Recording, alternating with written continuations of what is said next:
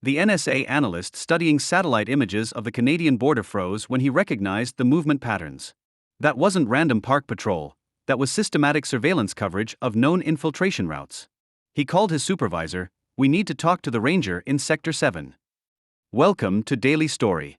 Before we dive into this extraordinary tale of hidden surveillance and wilderness expertise, tell us in the comments what city you're watching from today.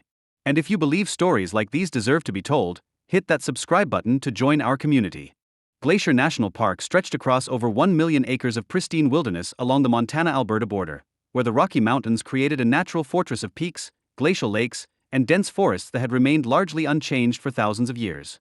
The park's remote northern sections, accessible only by foot or helicopter, provided some of the most spectacular and isolated terrain in North America. Lisa Chen had been a park ranger in Glacier's backcountry division for 12 years, responsible for monitoring wildlife populations, maintaining trail systems, and ensuring visitor safety across 200,000 acres of wilderness that most tourists never saw. At 41, she had the lean build and weathered appearance of someone who spent 200 days per year hiking mountain trails, often alone, carrying everything she needed for weeks-long patrols through terrain that challenged even experienced mountaineers. Her colleagues knew her as the ranger who volunteered for the most difficult assignments: solo patrols through grizzly bear habitat, winter avalanche assessments, and search and rescue operations in conditions that tested the limits of human endurance. She spoke fluent German and French, useful skills for communicating with European tourists, and had an uncanny ability to predict weather patterns days in advance.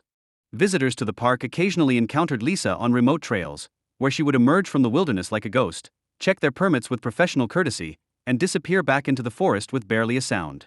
She carried advanced GPS equipment, high-powered cameras for wildlife documentation, and communication gear that seemed more sophisticated than typical park ranger equipment. What Lisa's colleagues didn't know, what the National Park Service couldn't have suspected from her employment history, was that Senior Intelligence Officer Lisa Chen, Defense Intelligence Agency, had spent 16 years conducting covert surveillance operations across 4 continents. She had tracked terrorist cells through the mountains of Afghanistan, monitored arms dealers in the Amazon rainforest, and established observation posts in wilderness areas so remote that satellite coverage was her only connection to civilization. The transition from military intelligence to park service had been part of a carefully designed deep cover assignment. Lisa's mission wasn't protecting wildlife, it was monitoring a 100-mile section of the US-Canadian border that intelligence agencies had identified as a primary infiltration route for foreign operatives, smugglers, and potential terrorist cells seeking to enter the United States undetected.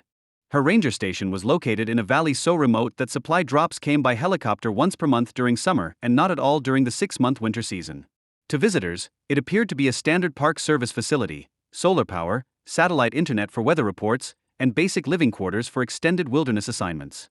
Hidden beneath the ranger station was sophisticated surveillance equipment capable of monitoring communications, tracking movement patterns, and coordinating with military satellites that provided real-time intelligence on border activities. Lisa's daily wildlife patrols were actually systematic surveillance missions covering infiltration routes that had been used by hostile forces for decades. Her log entries described tracking elk migrations and monitoring wolverine populations, but the coded language referred to surveillance of human activity, foreign nationals conducting reconnaissance, smuggling operations, and intelligence gathering that threatened national security.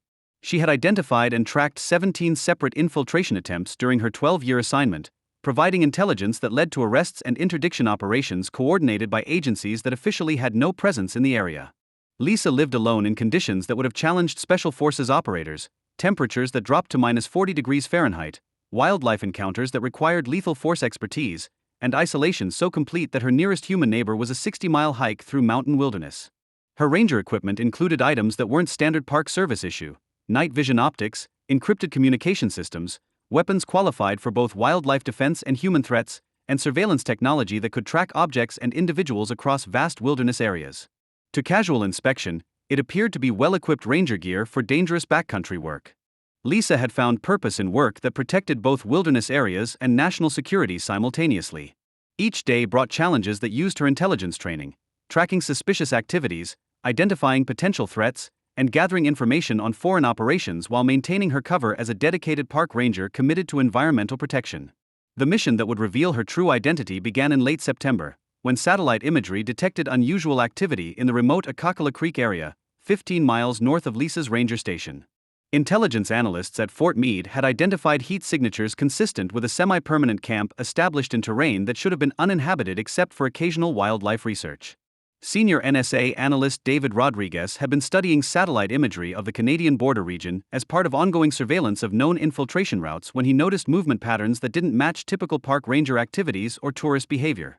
The patterns were too systematic, too precisely timed, and covered areas that correlated exactly with documented smuggling routes and border crossing points. Rodriguez spent 3 days analyzing Lisa's movement patterns from satellite data spanning 6 months. What he discovered made him immediately contact his supervisor, Deputy Director Sarah Walsh. "Ma'am, we have a situation in Glacier National Park. The park ranger assigned to Sector 7 is conducting surveillance patterns that match military reconnaissance protocols." Explain. Her daily patrol routes provide complete coverage of known infiltration corridors, her timing correlates with optimal observation windows, and she's positioning herself at locations that would be ideal for monitoring cross-border activities. Either we have the most security-conscious park ranger in history, or there's something else going on. Deputy Director Walsh reviewed the satellite analysis and immediately recognized what Rodriguez had discovered. "David, that's not a park ranger. That's one of ours." "Ma'am." "Pull the classified files for Operation Watchfire. I think we just found our missing deep cover asset." Operation Watchfire had been a Joint Defense Intelligence Agency and NSA program to establish long-term surveillance assets along critical border regions using civilian cover identities. The program was so classified that only a handful of intelligence officials knew it existed, and operational security required that deep cover agents maintain their civilian identities even when interacting with other government agencies. Lisa Chen had been inserted into Glacier National Park as part of Watchfire 12 years earlier, with orders to maintain her park ranger cover while conducting intelligence operations that required no outside support or official acknowledgement. She reported through encrypted channels to handlers who knew her only by operational codes, and her intelligence reports were processed through systems that didn't identify their source. The current crisis had begun 2 weeks earlier, when Signals Intelligence intercepted communications suggesting that a foreign intelligence team was planning to establish a permanent observation post somewhere in the northern Rocky Mountains. The operation appeared designed to monitor U.S. military communications and gather intelligence on defense installations throughout the Pacific Northwest. What concerned intelligence analysts was that the foreign team seemed to have detailed knowledge of U.S. border surveillance capabilities, suggesting either sophisticated reconnaissance or inside information about American intelligence operations. Lisa had detected the foreign team's presence 5 days before NSA satellite analysis confirmed their location. Her field reports, transmitted through encrypted channels, indicated that a group of 6 individuals with advanced communications equipment had established a concealed camp in terrain that provided sightlines to 3 different border crossing points. The team was using military-grade surveillance equipment to monitor U.S. border patrol activities, and their communication patterns suggested they were gathering intelligence for a larger operation that would involve multiple teams operating across the northern border region. Lisa's intelligence reports included detailed surveillance photographs, electronic intercepts of the team's communications, and tactical assessments of their capabilities and intentions. What she had discovered was a sophisticated espionage operation that posed direct threats to border security and national defense installations. But Lisa was facing a problem that her training had prepared her for but hoped never to encounter. The foreign intelligence team had detected her presence and were actively searching for the source of what they correctly suspected was American surveillance. Her October 15 intelligence report contained information that immediately escalated the situation to national security priority. Foreign team has identified U.S. surveillance presence and is conducting counter-reconnaissance operations. Request immediate extraction or reinforcement.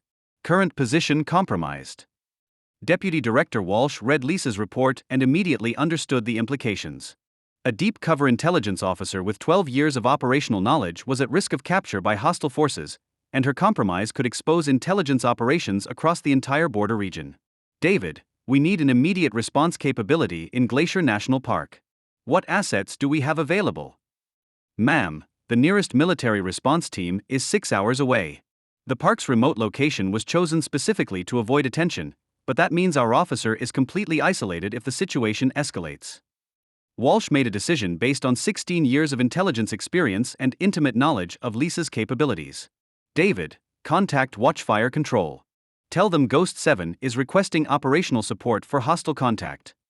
Lisa's secure communication system activated at 11:47 p.m. with a message she had been expecting but dreading. "Ghost 7, this is Watchfire Control.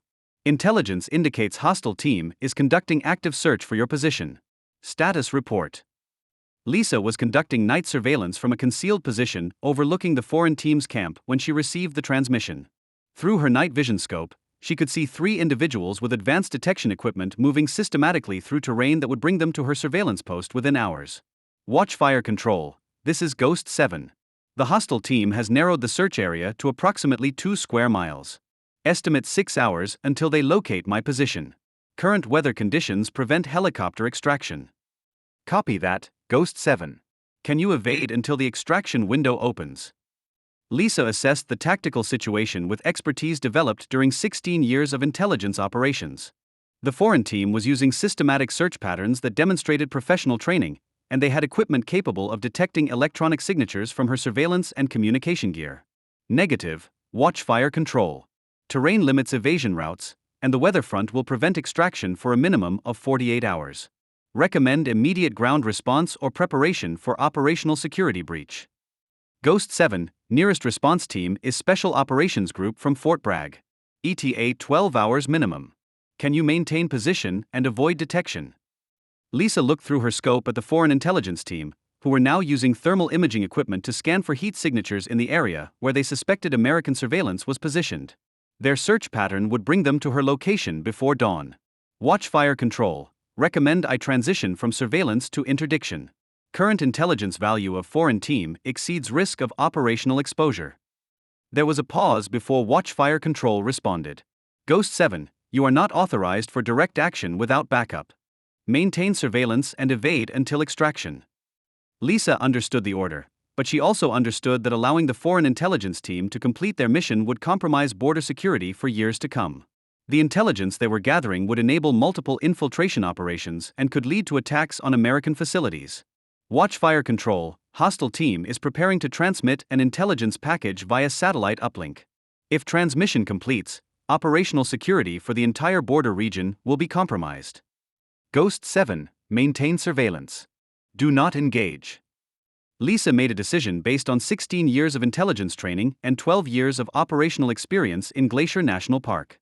She knew the terrain better than any response team, understood the foreign intelligence threat better than analysts in Washington, and had capabilities that could neutralize the hostile operation before it achieved its objectives. Watch fire control. Going dark for operational security. Will re-establish contact after completion of mission objectives. Lisa switched off her communication system and began preparing for an operation she had trained for but hoped never to execute: single-operator interdiction of a hostile intelligence team in remote wilderness terrain. Using equipment hidden in her ranger station and skills developed during 16 years of covert operations, Lisa prepared for what intelligence professionals called direct action, the kind of mission that officially never happened but sometimes prevented much larger disasters. The foreign intelligence team had sophisticated equipment and professional training, but they were operating in Lisa's territory, terrain she had patrolled for 12 years, under conditions she understood better than any adversary could predict. What followed during the next 8 hours would later be classified at levels that prevented any official acknowledgement, but the outcome was decisive. The foreign intelligence operation was completely neutralized, their intelligence gathering was terminated, and the threat to border security was eliminated. When the Special Operations Group arrived 12 hours later, they found only Lisa Chen, park ranger, conducting routine wilderness patrol activities. The foreign intelligence team had apparently abandoned their operation and departed the area, leaving no trace of their presence except for some disturbed ground that could have been caused by wildlife activity. Lisa's official park ranger report noted that she had observed suspicious camping activity that appeared to violate park regulations, but the individuals had left the area before she could contact them about proper permits. Her classified intelligence report, transmitted through encrypted channels after the Special Operations team departed, provided a detailed tactical analysis of the interdicted operation and recommendations for enhanced border surveillance that would prevent similar infiltrations. Deputy Director Walsh read Lisa's after-action report and immediately understood what had occurred in the remote wilderness of Glacier National Park. David, recommend Lisa Chen for intelligence community commendation and priority consideration for advanced operational assignments. Ma'am, she's been deep cover for 12 years. Doesn't she deserve extraction and return to normal assignments? Walsh looked at satellite images showing the pristine wilderness where Lisa maintained her solitary vigil over one of America's most vulnerable border regions. David, ask her what she wants. After 12 years of this assignment, she's earned the right to choose her next mission. The message reached Lisa during her morning patrol, transmitted through communication systems hidden among standard park ranger equipment. Watch fire control was offering her extraction, reassignment to Washington desk duties, or continuation of her deep cover mission with enhanced resources and support. Lisa considered the offer while standing on a mountain ridge overlooking territory she had protected for 12 years, wilderness that remained pristine because her presence deterred hostile activities, and border region that stayed secure because of intelligence she provided to agencies that couldn't officially acknowledge her existence. Her response was transmitted that evening: "Watch fire control, this is Ghost 7. Request mission continuation with current operational parameters. This territory requires long-term surveillance, and I have capabilities that can't be easily replaced." Copy that, Ghost 7. Mission approved for indefinite duration with enhanced technical support and emergency response capabilities. 2 years later, Ranger Lisa Chen was still conducting wildlife patrols through the remote wilderness of Glacier National Park, but now her ranger station was equipped with surveillance technology that provided real-time intelligence to defense agencies throughout North America. Her cover identity remained unchanged. She was still the dedicated park ranger who volunteered for the most difficult wilderness assignments and maintained environmental protection standards that earned recognition from Park Service officials who had no idea of her actual mission. But Lisa had also become the primary intelligence asset for a border surveillance network that extended across 3 countries, providing early warning of infiltration attempts and coordinating with response teams that could address threats before they reached populated areas. Lisa had learned that some missions require decades rather than deployments, and that protecting American wilderness could be inseparable from protecting American security. She had found purpose in work that served both environmental conservation and national defense, using skills that most people couldn't imagine to preserve landscapes that most people would never see.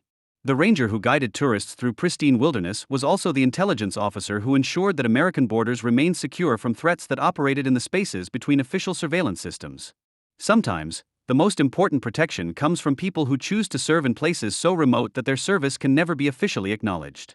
Sometimes, the most effective intelligence operations are conducted by individuals who become invisible by serving communities that never suspect their true mission. Lisa Chen had discovered that true service meant being ready to remain invisible indefinitely, protecting others in ways that required permanent sacrifice of recognition, normal life, and connections to the world beyond her mountain wilderness. So now I ask you, have you ever known someone whose dedication to routine work seemed to go far beyond normal professional requirements? Someone whose capabilities appeared to exceed what their job demanded, suggesting experience with much more demanding responsibilities? Share their story in the comments below. Tell us about the hidden protectors in your life, the ones who serve in ways that most of us never recognize or understand.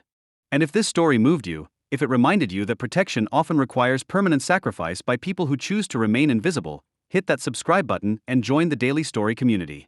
We're here to honor the wilderness guardians, the intelligence professionals, the people who protect our borders and our natural heritage while asking for nothing in return.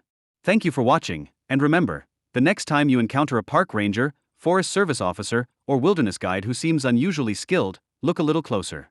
You might be meeting someone who has dedicated their life to protecting both our natural treasures and our national security in ways that require them to remain forever hidden in plain sight.